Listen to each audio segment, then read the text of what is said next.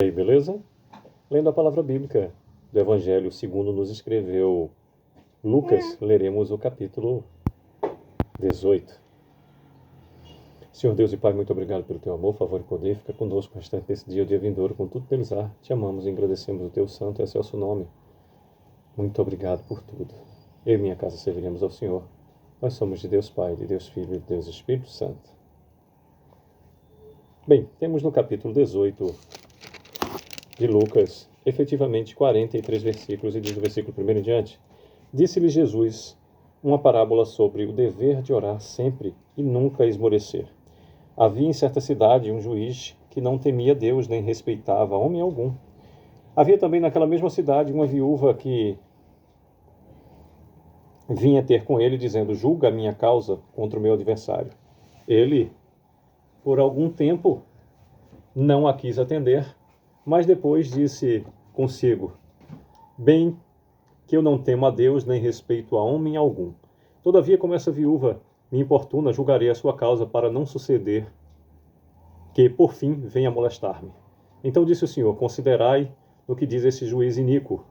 Não fará Deus justiça aos seus escolhidos, que a ele clamam dia e noite, embora pareça demorado em defendê-los? Digo-vos que depressa lhes fará justiça. Contudo, quando vier o Filho do Homem, achará porventura fé na terra? Propôs também essa parábola a alguns que confiavam em si mesmos, que se consideravam, repetindo o 9, que nos diz: Propôs também esta parábola a alguns que confiavam em si mesmos, por se considerarem justos, e desprezavam os outros.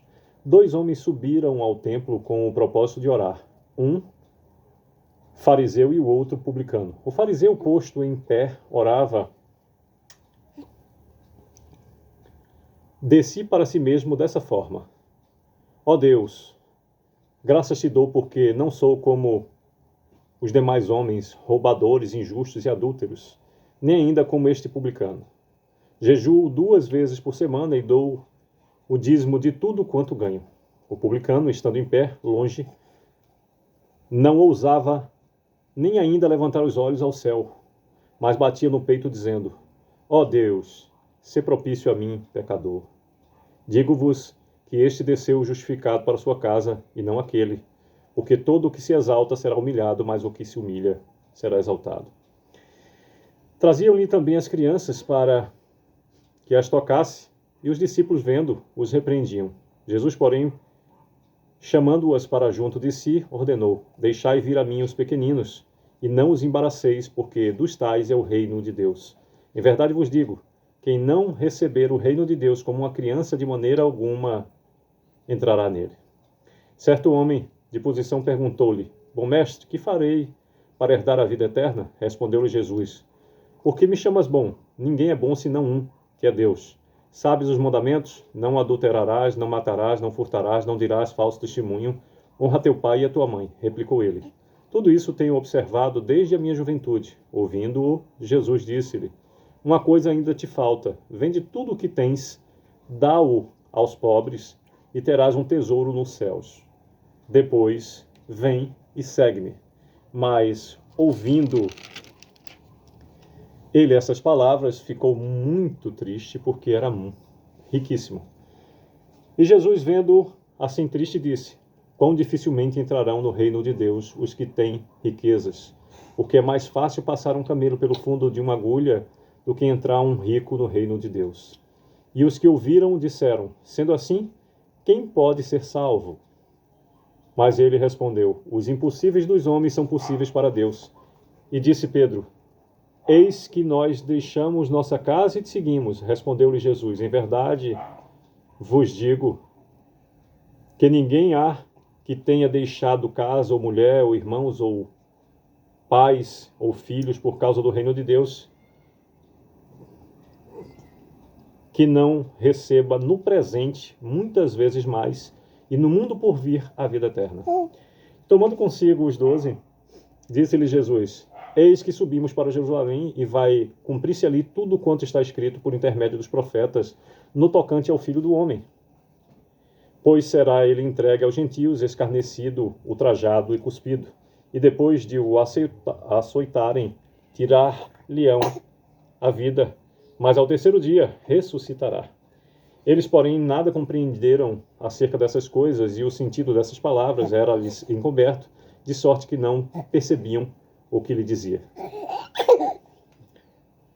Aconteceu que, ao aproximar-se ele de Jericó, estava um cego assentado à beira do caminho, pedindo esmolas, e ouvindo o tropel da multidão que passava, perguntou o que era aquilo. Anunciaram-lhe que passava Jesus, o Nazareno.